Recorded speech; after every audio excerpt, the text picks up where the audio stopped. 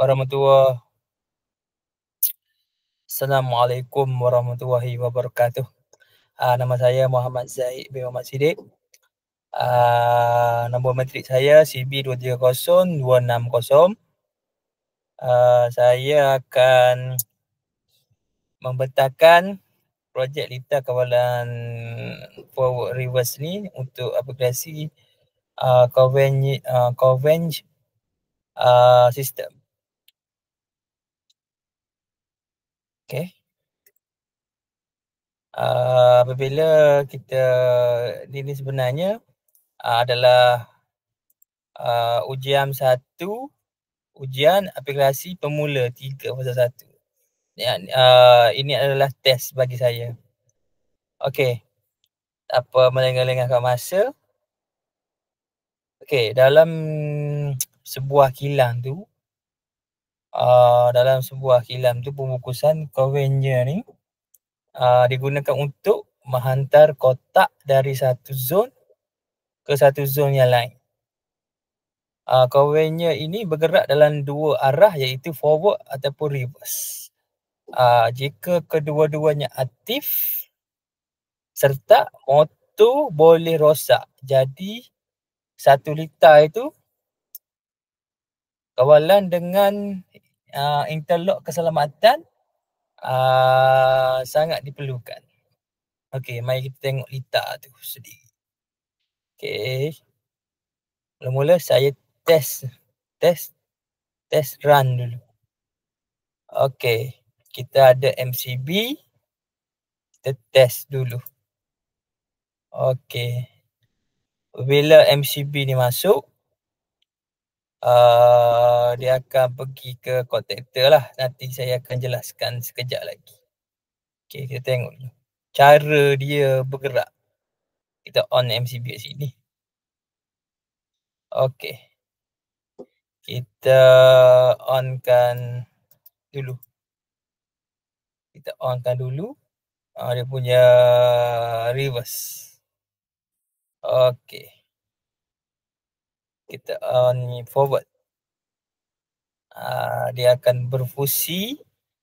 Apabila dia akan berfungsi, kalau dengan reverse dia akan berputar melawan jam motor itu. Kalau dengan forward dia akan ikut arah jam.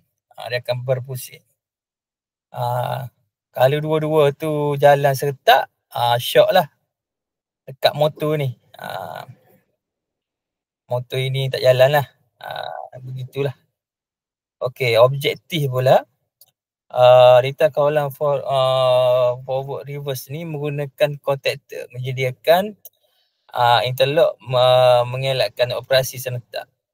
Saya buat simulasi ni sistem EKTS. EKTS. Saya tak menggunakan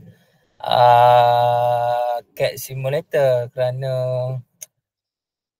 agak rumit jugalah. Saya akan gunakan untuk mudah untuk faham. Okey. Okey, antara komponennya. Ini komponennya. Contactor 1, contactor 2. Temuan overload relay ni dah ada. Lepas tu new pula dah. Normally close, normally open. Normally close dan normally open. Ini off, stop. Stop apabila ada apa tu? Ada macam terik ke untuk stop. Okey, saya tengok contoh stop dia macam mana. Bila kita on yang ini, contohlah kita on reverse, dia akan stop sini. Apabila berlaku shock dia akan kembali balik lah. Dia akan stop. Berlaku keselamatan lah. Itulah interlock kat situ. Apabila forward pula, kita touch, kita tekan off button tu, dia akan start kat situ. Kiranya ada dua switch. Kalau buat satu, forward sajalah boleh tu. Kalau dengan trik dekat reverse tak boleh lah. Begitu. Itu pun nak cakap serta motor fasa 3.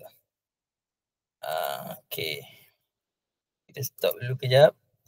Kita tengok. Dia punya tu. Sekejap ya. Okay. Kita tengok dia punya litar kawalan dia tu. Ada stop button, ada relay, ada lampu, contactor dan sebagainya.